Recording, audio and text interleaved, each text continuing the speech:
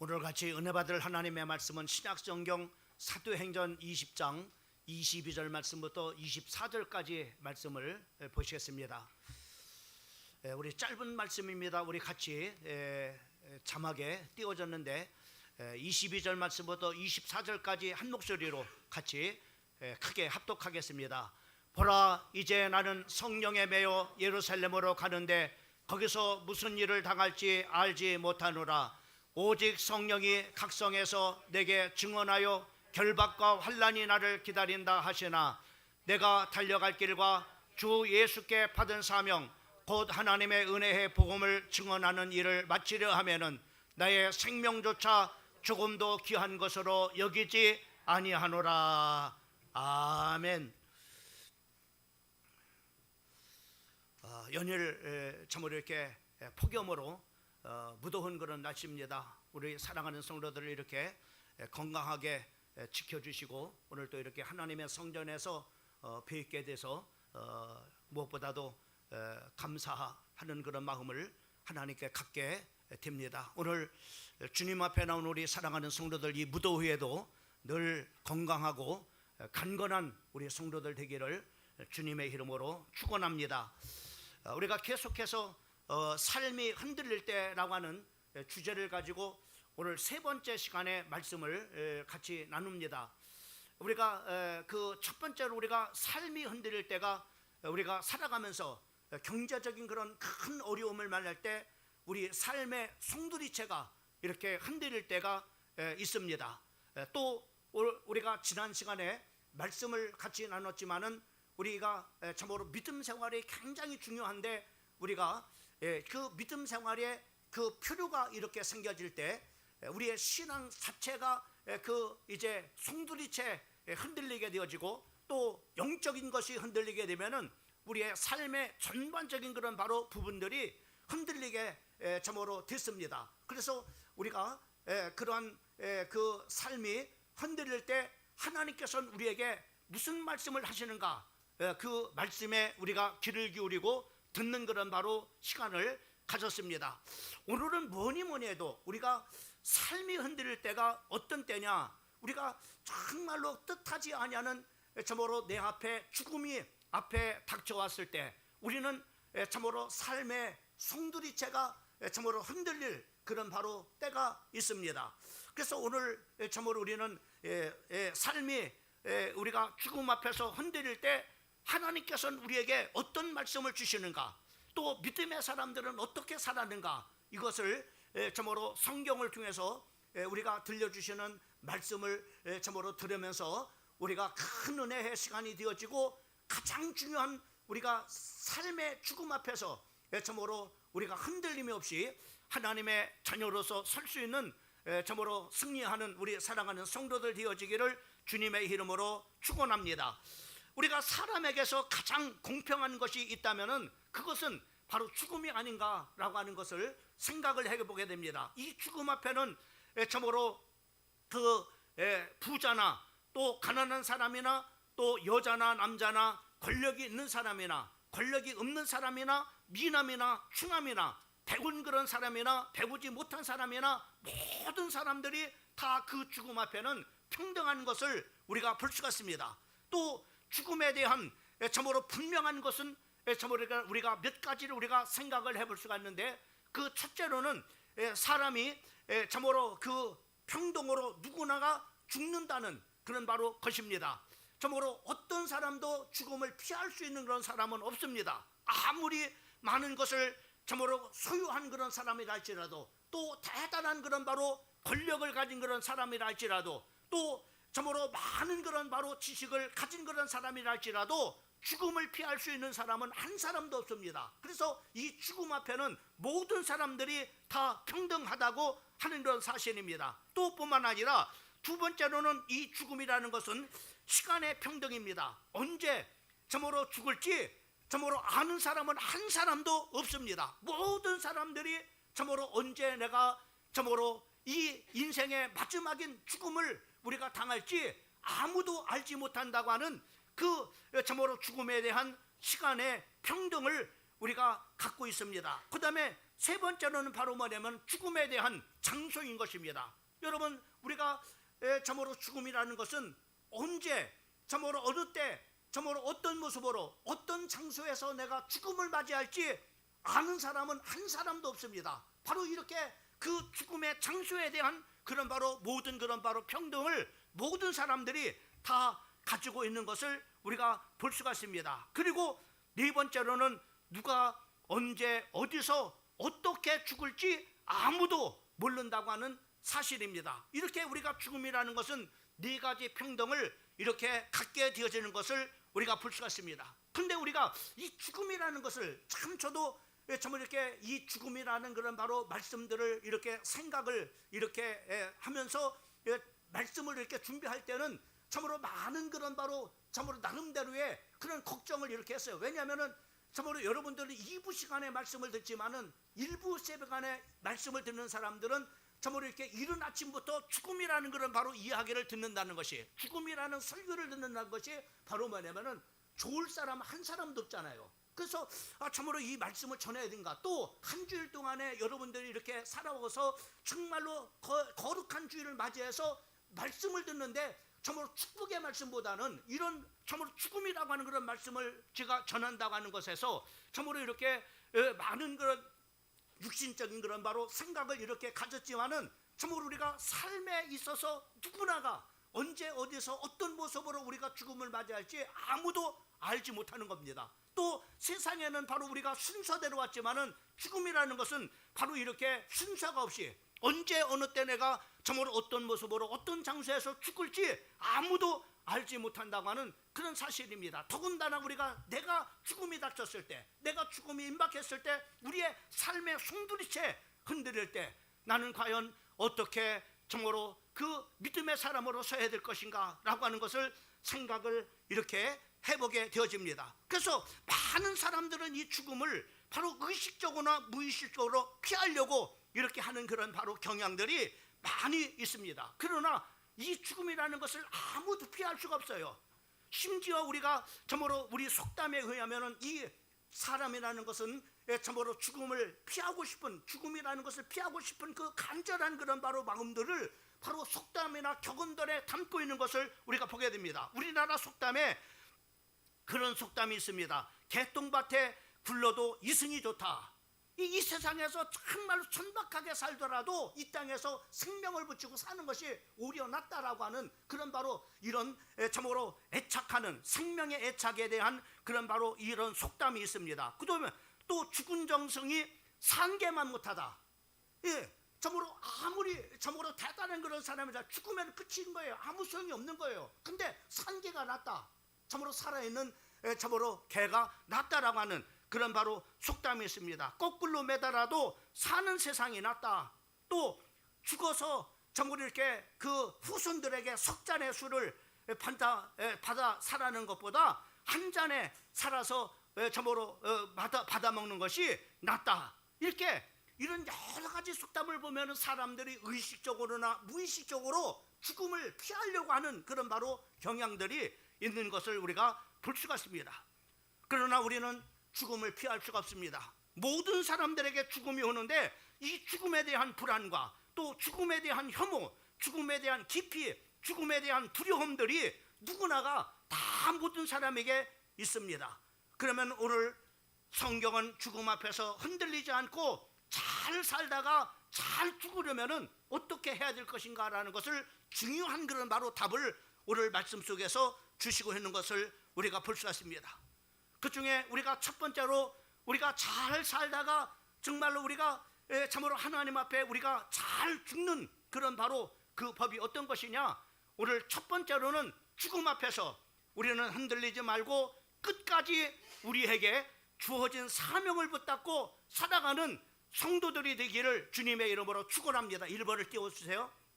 그래서 사도 바울은 바로 이렇게 24절에 고백하고 있는 것을 볼 수가 있습니다. 내가 달려갈 길과 주 예수께 받은 사명 곧 하나님의 은혜의 복음을 증언하는 일을 마치려 하면은 나의 생명조차도 조금도 귀한 것으로 여기지 아니하노라라고 이렇게 말씀하고 있는 것을 보게 됩니다. 이 사도 바울은 정말로 죽음을 앞두고 있었어요. 그때 그 죽음을 앞덮지만은 그 죽음 앞에 절대로 인생 내 흔들림을 참으로 우리가 볼 수가 있습니다. 오히려 그 죽음 앞에서도 바로 그는 참으로 담담하기를, 참으로 평생에 하나님께서 주신 그런 바로 사명, 은혜의 복음을 증거하는 그런 일을 참으로 그 사명을 마치는 끝날까지 붙잡고 나아가겠다고 하는 그런 바로 담대한 그런 바로 고백을 하고 있는 것을 우리가 볼 수가 있습니다.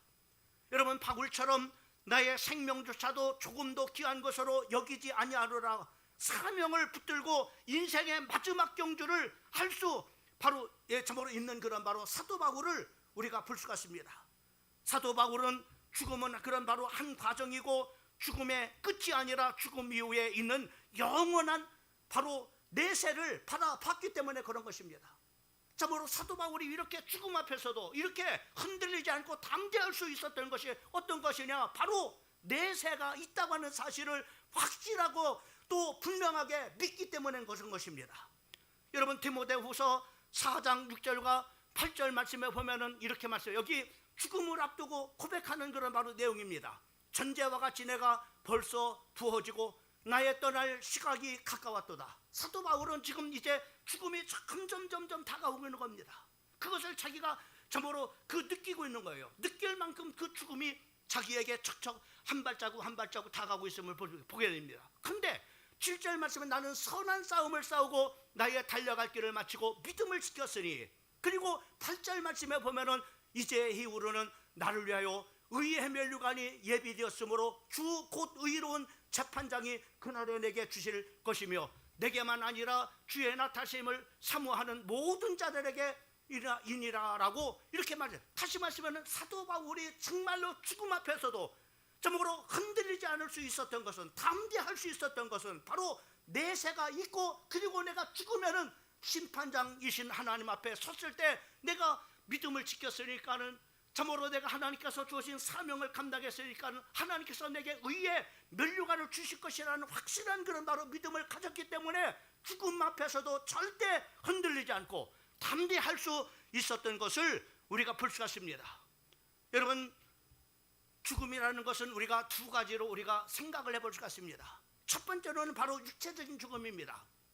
여러분, 육체적인 죽음은 바로 어떤 것이냐, 바로 우리의 육과 영혼이 분리된 것을 바로 이제 죽음이라고, 육체적인 그런 바로 죽음이라고 이렇게 말을 할 수가 있습니다. 여러분, 아무리 대단한 그런 사람이라 할지라도 여기서 영혼이 싹 빠져나가 버리면은 이 육체는 아무 소용이 없는, 이제 시간이 지나면 점점 썩어서 나중에는 구더기가 생기고 이제는 집에다가 도저히 둘 수 없어서 이제는 갖다가 화장을 하든지 묻든지 버려야 됩니다. 그래서 한 줌의 흙으로 갚을 수가. 이것이 바로 뭐냐면 우리의 육체입니다. 육체는 저거로 100년 산다고 이렇게 말합니다. 그러나 100년밖에 어떤 100년 살 수 있는 그런 그 기한이 정해져 딱 있는 것을 보게 돼요. 그러나 중요한 것은 영혼입니다. 왜? 영원히 사는 영혼이 바로 뭐냐면은 중요한 거죠. 이것이 바로 우리가 두려워하는 죽음, 불안해하는 그런 바로 참으로 죽음인 것입니다. 그러나 더 중요한 것은 어떤 것이냐면은 영적인 죽음입니다. 여러분, 영적인 죽음은 어떤 것이 아니면은 하나님과 분리되는 겁니다. 여러분, 그 영혼이 이제 떠나서 하나님과 영원한 분리, 이제는 하나님을 만날 수가 없는 영원한 분리가 일어나는데, 그 영혼이 이제 영원히 죽지 않은 그 영혼이 불못에 던짐을 당하는 것을 바로 뭐냐면은 영적인 죽음이라고 이렇게 말하는 겁니다. 여러분, 한번 생각해 보세요. 내 영혼이 참으로 그 영원한 불 속에서 고통당한다고 한번 생각해 보세요. 그건 상상조차도 할 수 없는 그런 일입니다. 우리가 찜질방에 가서 참으로 1시간 여러분 있어 보세요. 도저히 견뎌서 살 수가 없을 겁니다. 그렇죠? 근데 여러분, 영원한 참으로 하나님과의 분리인 참으로 이 영적인 죽음은요, 하나님을 영원히 떠나서 영원한 불구덩이 속으로 내 영혼이 던져지는 것을 말하는 겁니다. 그래서 성경은 예수님께서 말씀하시기를 그렇게 말씀했습니다. 마태복음 10장 28절 말씀에 몸은 죽여도 영혼은 능히 죽이지 못하는 자를 두려워하지 말고 오직 몸과 영혼을 능히 지옥에 멸할 수 있는 일을 두려워하라고 말씀하고, 여러분 육신을 누가 죽인다 해도 그거는 100년밖에 아무리 살 수 없는 겁니다. 그러나 내 영혼을 죽인다는 것, 이 영혼이 죽는다는 것은 바로 뭐냐면은 엄청난 거예요. 여러분들은 육신을 죽이는 자를 두려워하지 말고 영혼을 죽이는 그 하나님을 두려워하라고 성경이 말씀해 주고, 영혼을 능히 지옥 불에 던지는 자를 두려워하라고 말씀하고 있는 것을 보게 됩니다. 요한계시록 20장 14절 말씀부터 15절까지 말씀해 보면 사망과 울무도 불못에 던지우니, 여기 불못은 바로 지옥을 말하는데 이것은 둘째 사망, 곧 불못이라. 다시 말씀하면 하나님과 그 영혼이 분리돼 가지고 영원한 불못으로 내 영혼이 던져지는 것을 둘째 사망, 영혼의 죽음이라고 이렇게 성경은 우리에게 말씀해 주고 있는 것을 볼 수가 있습니다.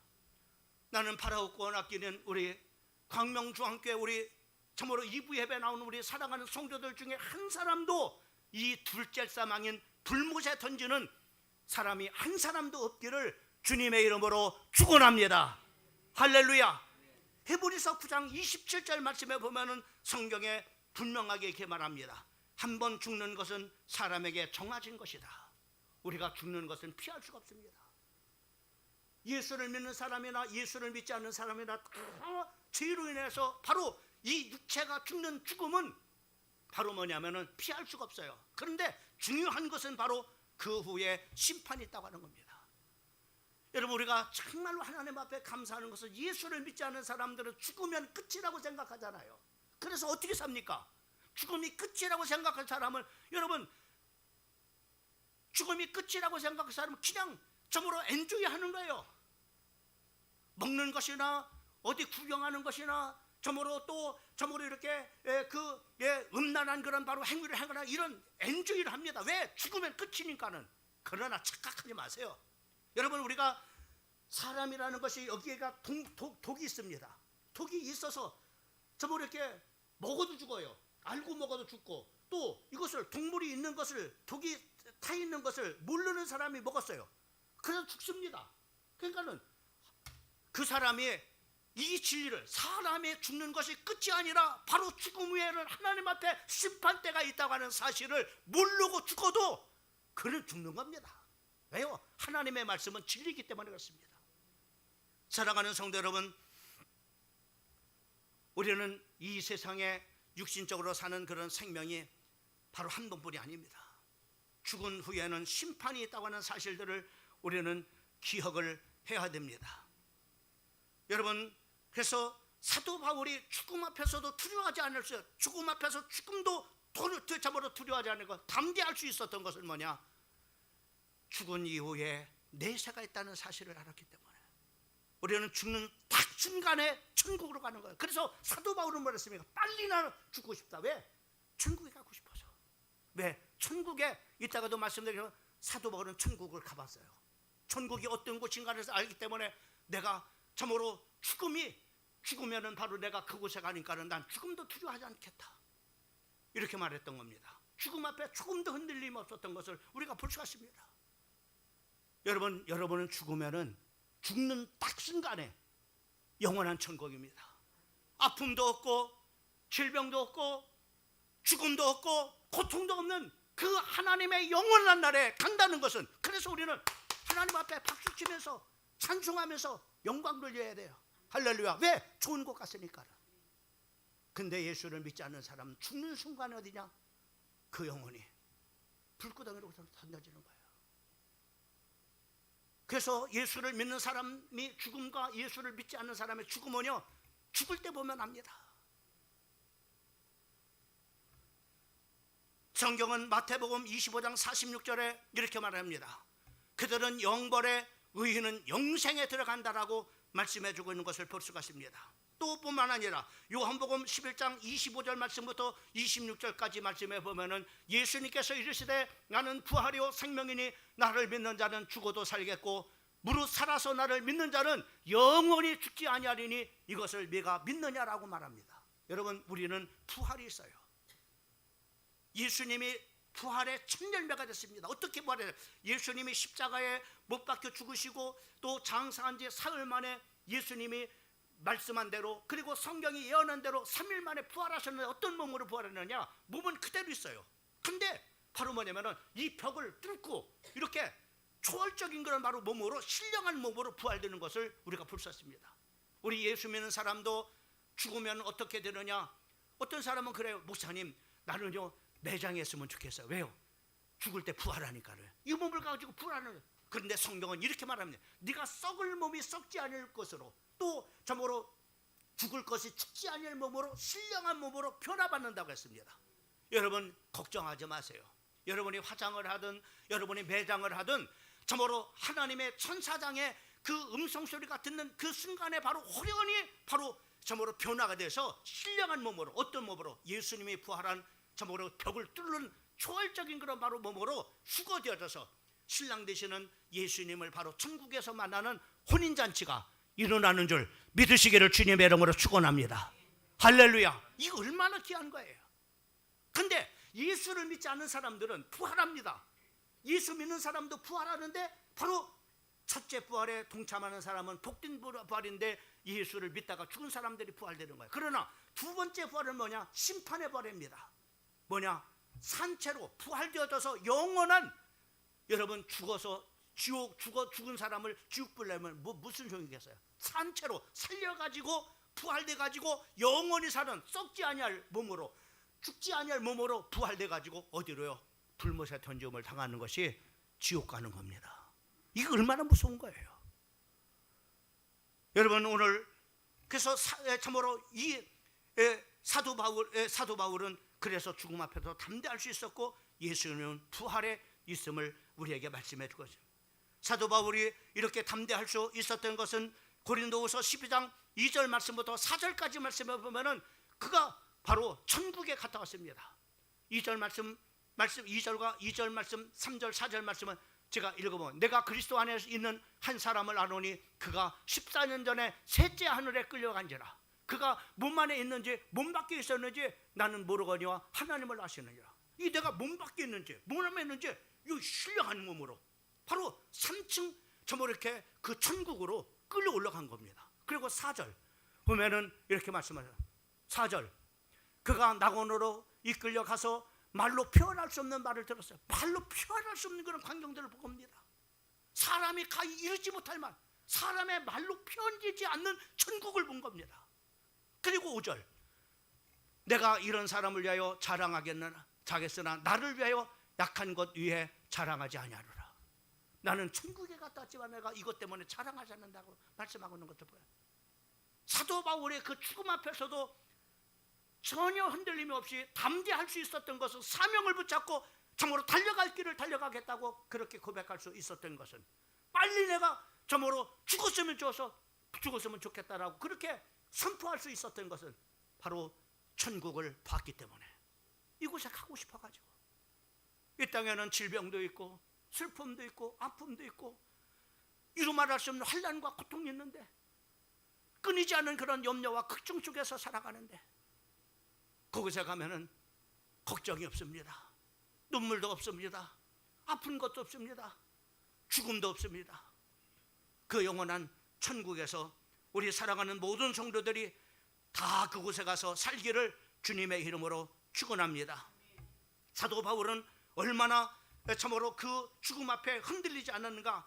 우리가 참으로 성경을 우리가 보게 되면은 성경에 사도 바울을 아끼는 사람들이 많이 있었어요. 예루살렘에 그 에베소 교회 그 참으로 선지자들도 있고 또 중직자들이 있었는데, 이제 그 아가보라고 하는 선지자가 에베소 교회 방문했을 때 그 아가보라고 하는 선지자가 참으로 예언을 한 겁니다. 성령께서 그 아가보 선지자에게 이 참으로 사도 바울이 예루살렘에 올라가면 어떻게 될 일을 바로 보여준 겁니다. 그때 그 아가보 선지자가 예루살렘에 올라가지 마십시오. 예루살렘에 올라가면 결박당하고 그리고 당신이 이방인에게 바로 참으로 넘겨져서 이제 참으로 죽음을 당하게 될 것입니다 라고 그 아가보 선지자가 일러줬습니다. 우리 같으면 어떨까요? 할렐루야, 이렇게 하나님이 알려주셔가지고 내가 죽음을 피하게 됐구나, 그래가지고 참으로 이때 모르겠다 도망갈 겁니다. 근데 사도 바울을 보세요.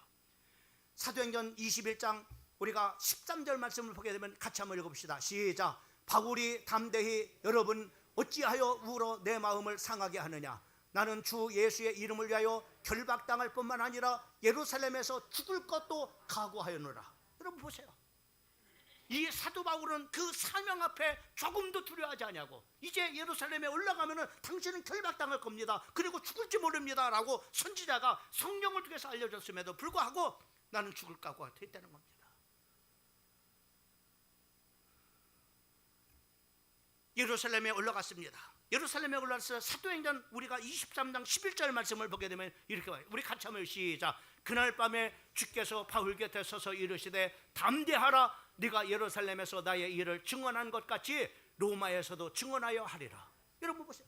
사도 바울에게 예루살렘에 올라갔습니다. 근데 그날 밤에 그가 결박당한 그런 상태였는데 성령께서 나타나서 말씀 바울아 담대하라 이렇게 말씀하시면서 네가 예루살렘에서 나를 증거한 것 같이 로마에 가서도 바로 내 복음을 증거해야 될 것이다.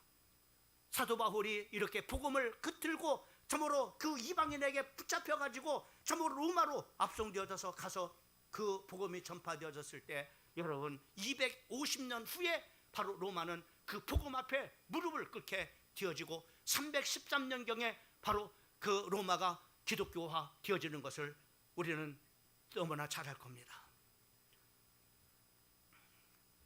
사도 바울은 사도행전 20장 24절에 내가 달려갈 길과 주 예수께 받은 사명 곧 하나님의 은혜의 복음을 증언하는 일을 마치려 하면은 나의 생명조차도 죽음도 귀한 것으로 여기지 아니하노라 라고 우리는 이렇게 죽음 앞에서도 흔들리지 않고 끝까지 하나님께서 우리 각자에게 주신 사명을 붙잡고 이렇게 살아가기를 주님의 이름으로 축원합니다. 죽음을 두려워하지 마세요. 죽음을 두려워하지 마세요. 하나님께서 주신 사명을 끝까지 붙잡고 가시라 이 말이야. 죽음은 끝이 아니라 바로 죽는 딱 순간에 우리는 바로 이제 팔자가 펴지는 겁니다. 우리 인생에 정말로 이제는 시온의 대로가 활짝 열려지는 겁니다. 얼마나 감사해요. 이런 믿음이 없습니까? 믿음을 갖기를 주님의 이름으로 축원합니다. 그 다음에 두 번째로는 이 사도 바울은 죽음 앞에서도 흔들리지 않고 성령의 이끌림을 받은 그런 사람임을 우리가 볼 수 있습니다.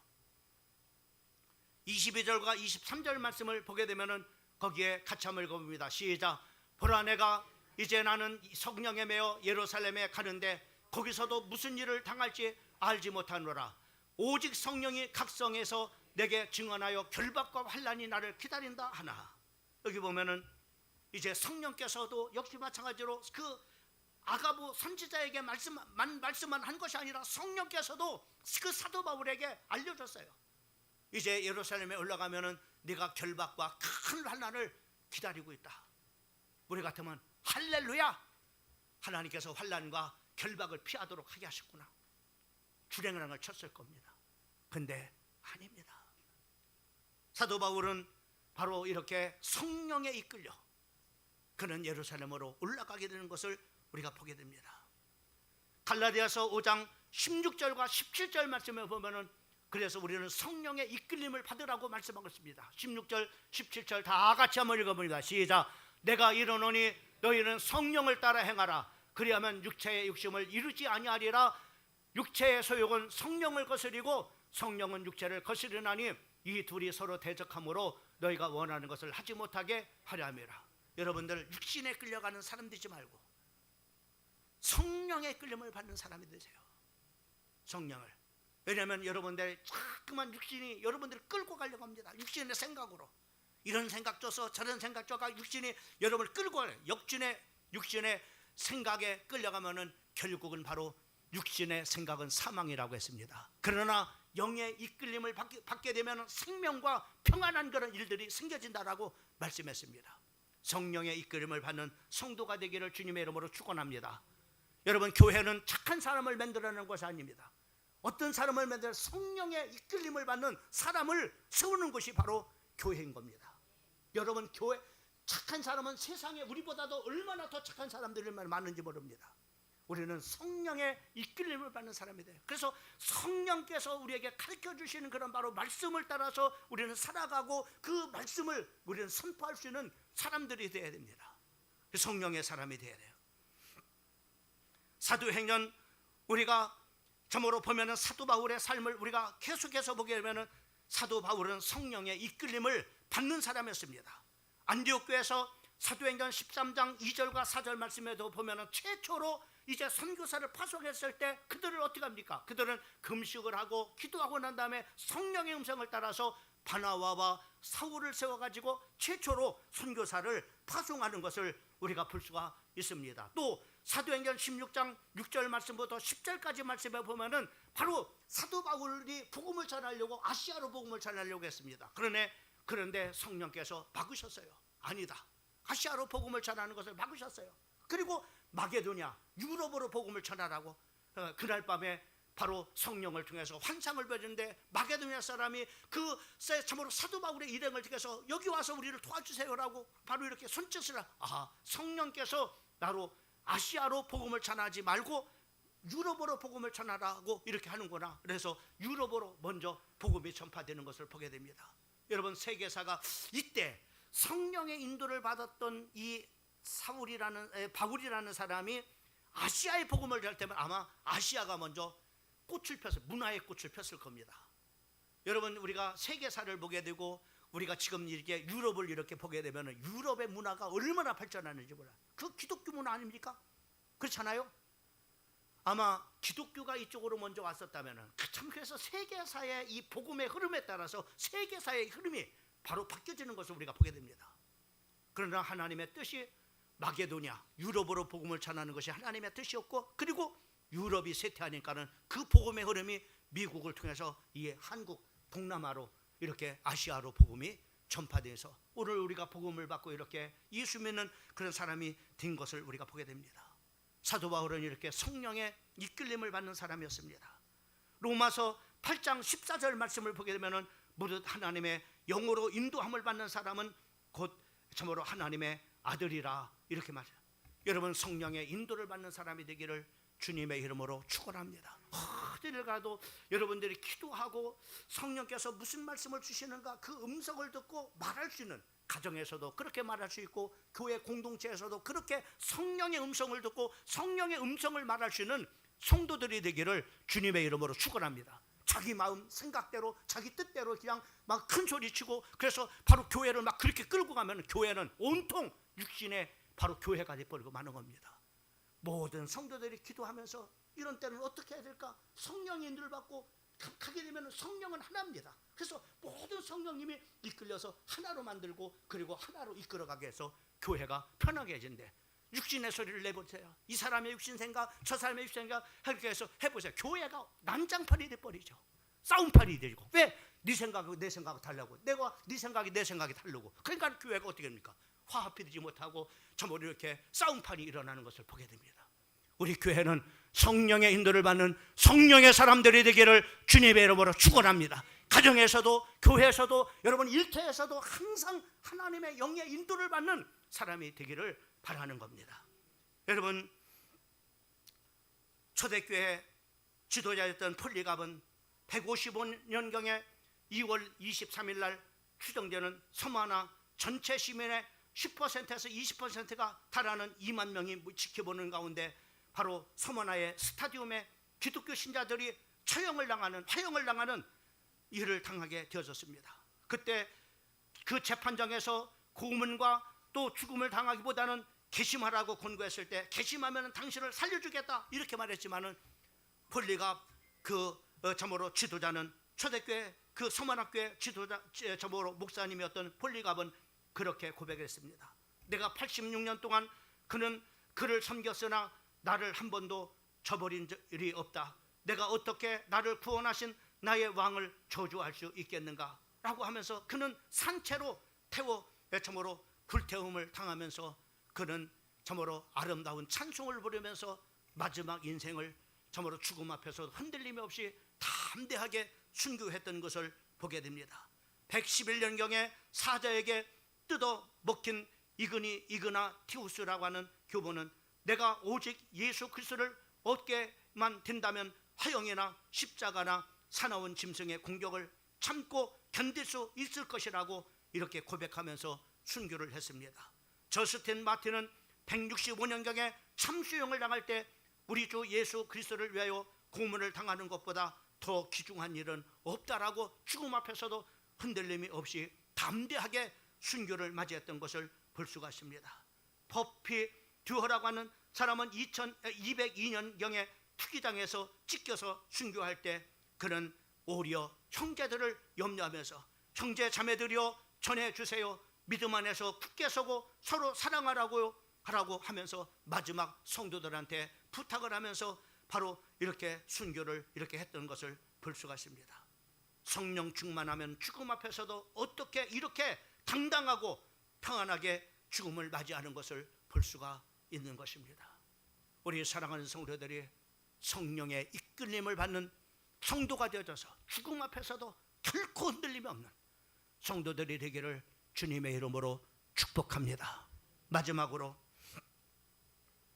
여러분, 죽음은 어떤 죽음을 맞이하고 싶습니까? 여러분, 어떤 죽음을 맞이하고 싶습니까?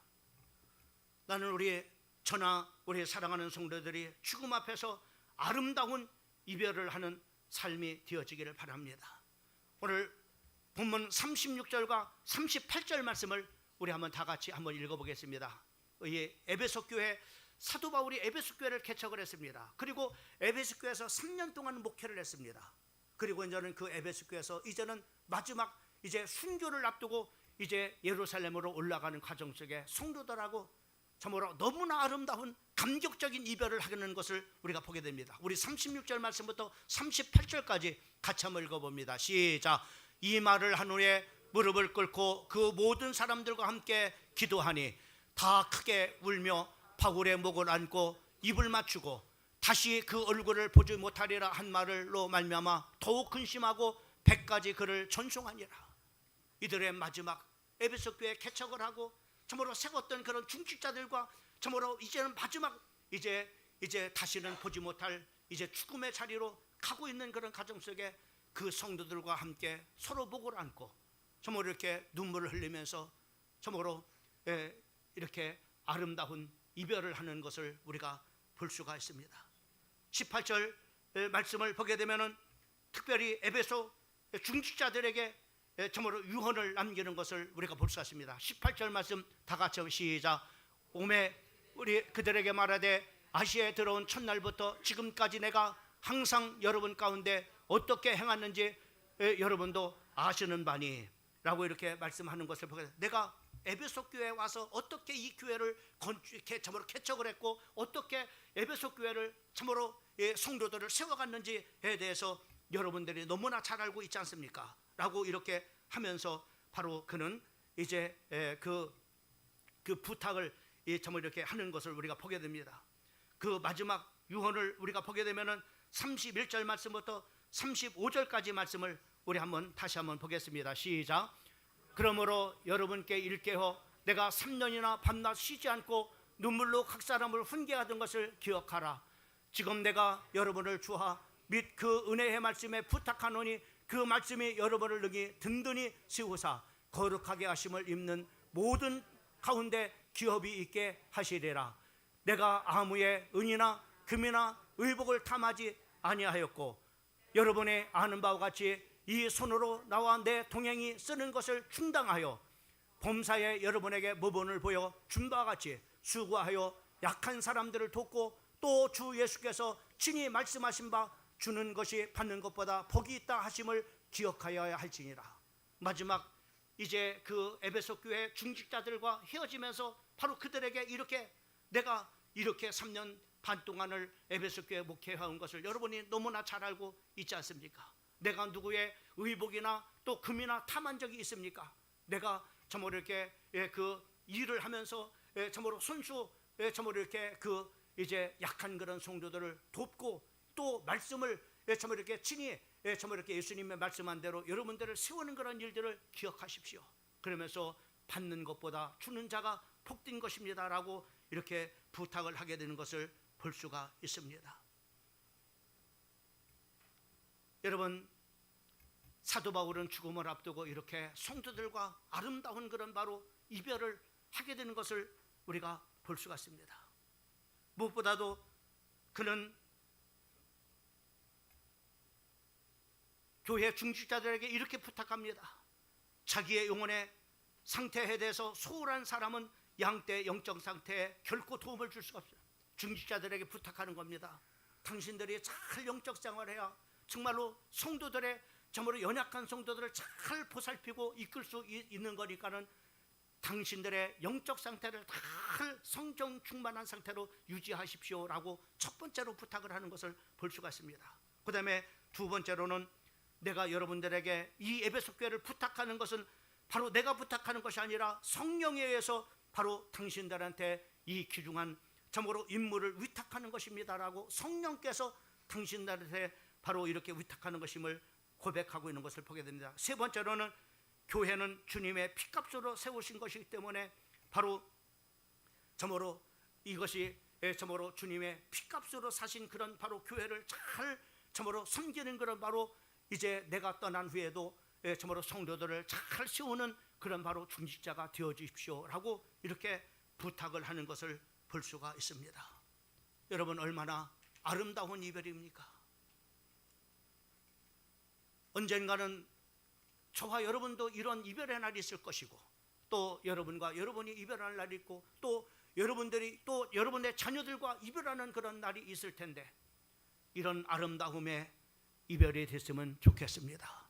여러분의 삶이 마지막에 이런 아름다움이었으면 좋겠습니다. 할렐루야. 사랑하는 성도 여러분, 어느 날 누구에게나 예고 없이 찾아오는 죽음은 공평히 찾아옵니다. 언제 어느 때 어떤 모습으로 죽음이 우리 앞에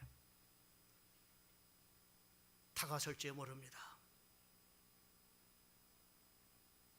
우리는 어떤 방식으로 하나님께서 주신 한 생애를 이 땅에서 잘 마무리해야 될 것인가, 방식으로 결산해야 될 것인가 라고 하는 것을 다시 한번 생각을 해보게 됩니다.